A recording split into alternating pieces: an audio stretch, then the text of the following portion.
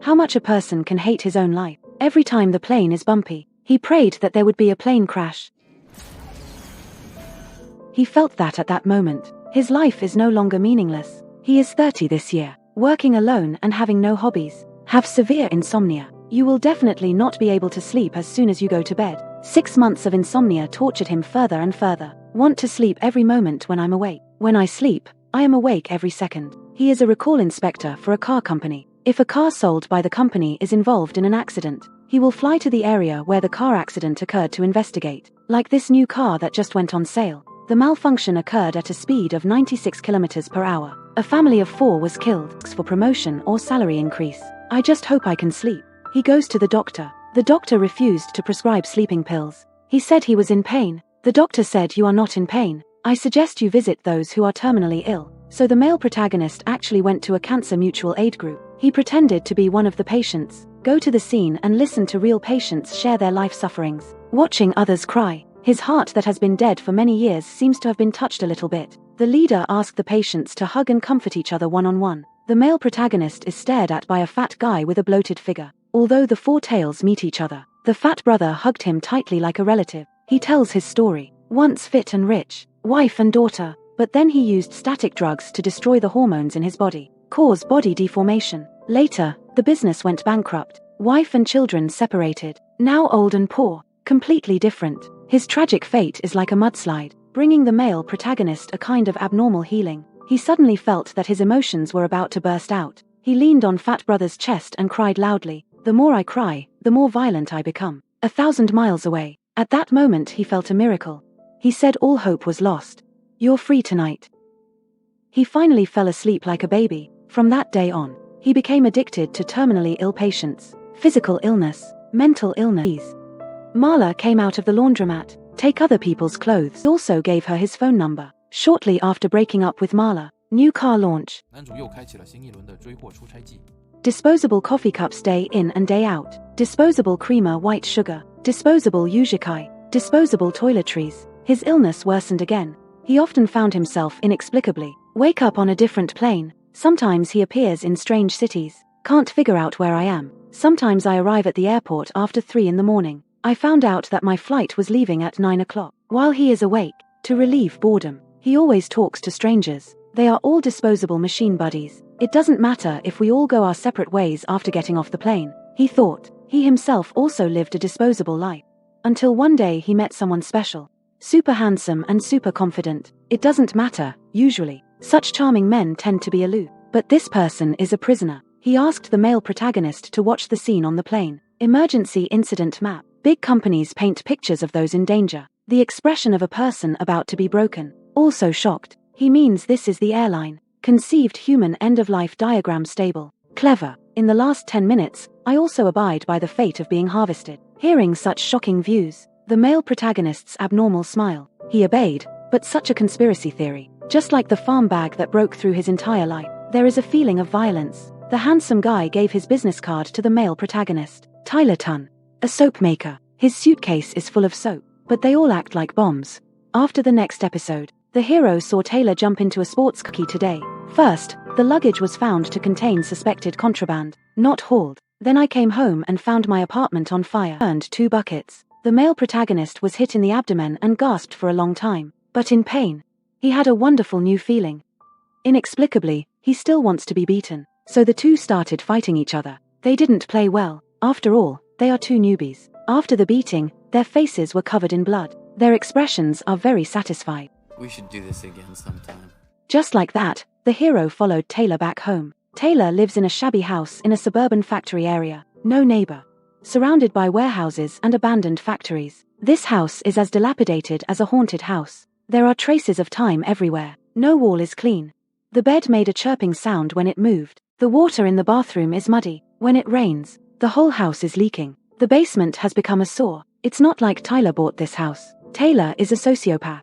He held many part-time jobs, not to make money, just to destroy, like being a movie projectionist, for being in the cartoon film, Secret Needle mixed into adult videotape.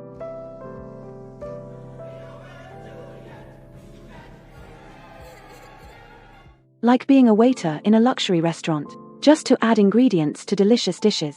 One day, the hero received a call. It was actually Mara calling. His tone is intoxicated. Ask him why he didn't show up for 2 months. Mala just swallowed 2 bottles of sleeping pills. It seems that he intentionally committed suicide. Call him before you die. Seems like I have a lot to share. The male protagonist got tired of listening to it. Put the phone down and leave. However, bored Taylor answered the call.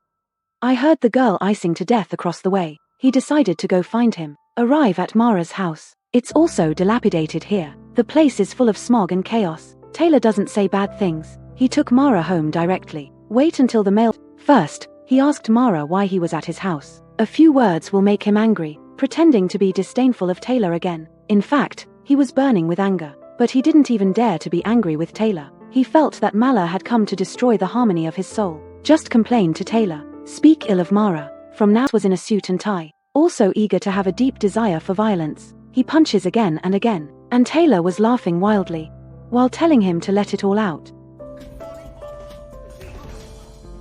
Finally the boss got tired of beating him, and then Taylor started to fight back. He suddenly jumped up and threw the boss to the ground. He swallowed all the blood in his mouth and face into the boss's face. The boss's bodyguard pulled Taylor. Taylor saw through his inner coward.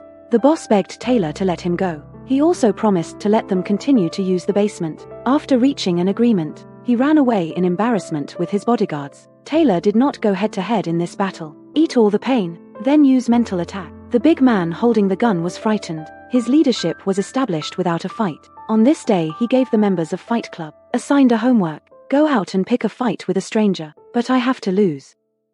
No one understands what kind of homework this is, but no one is dissatisfied. In fact, in this society, it's not easy to fight with strangers. Most people avoid conflict. Take a step back and the sky will be brighter, but there are still a few people in the crowd. Pastor. After his Bible was knocked down, he finally couldn't hold it in any longer.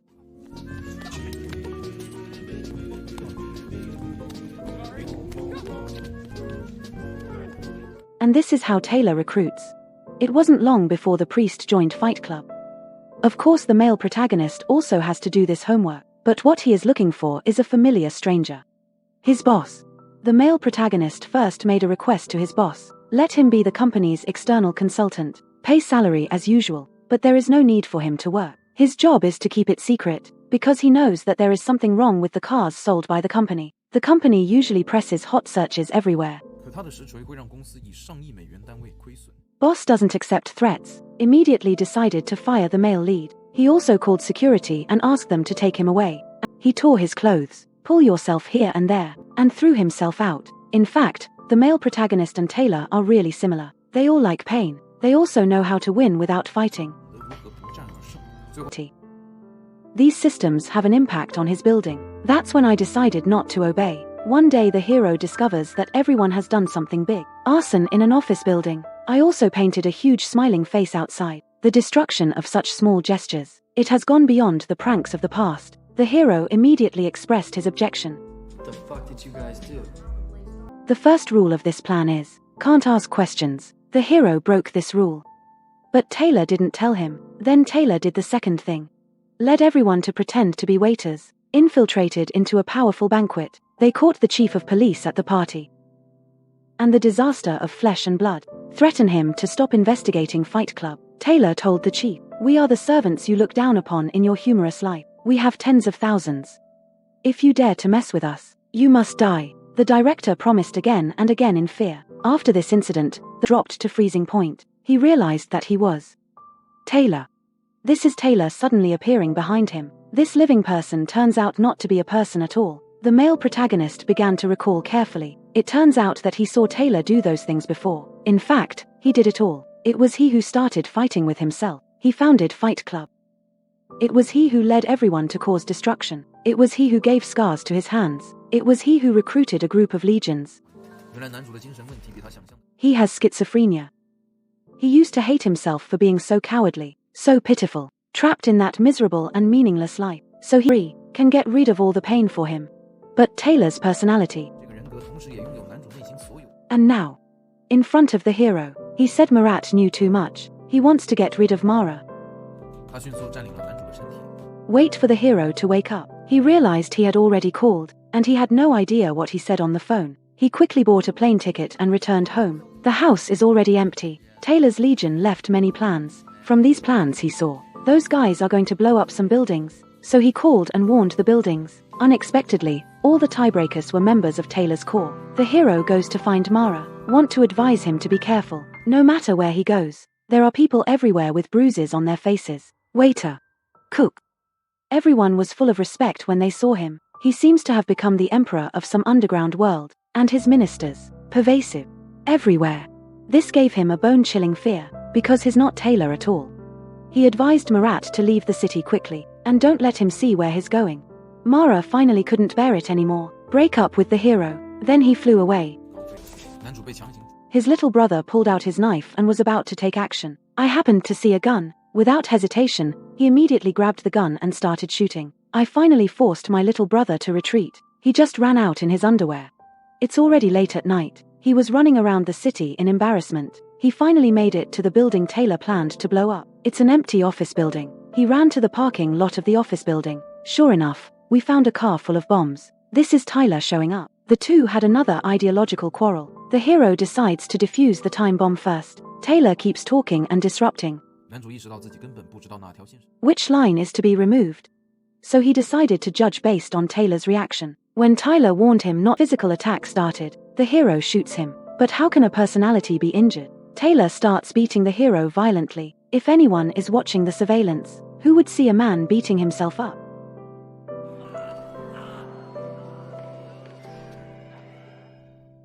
Wait until the hero wakes up. He has been tied to the upper floor of the office building. The floor-to-ceiling windows here can see the CBD outside. Taylor put the gun into the hero's mouth. What makes Taylor furious is, his antisocial theories can wash other people's brains. But I can't wash away the male protagonist's brain no matter what. The male protagonist is the most confused but also the most sober. He also knows Taylor best. He knows Taylor's hypocrisy. Taylor keeps saying that if you don't have desires, you will be strong. Keeps saying let go of everything. In fact, he himself is the most obsessed. He can let go of everything in the outside world. The male protagonist can't beat Taylor, but he knew Taylor would never beat him to death. Taylor is an epigenetic personality. The male protagonist is the protagonist. Taylor can't kill the hero. You still have to share your body with him.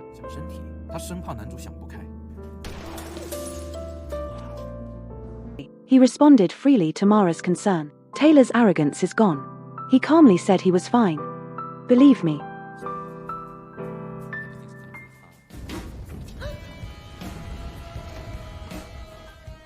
The high tide of capitalism exploded in front of him. This is Taylor's will. The male protagonist finally took the initiative to hold Mala's hand. He no longer denies his feelings for him. The movie ends here. What happens next? Maybe Taylor didn't plan that much. After all, Taylor only has destruction in her heart. He only focuses on what parts of the world are bad. He wants to destroy, but the male protagonist still retains a desire for construction. Feelings for Mara, friendship for Larrobao. It's all proof.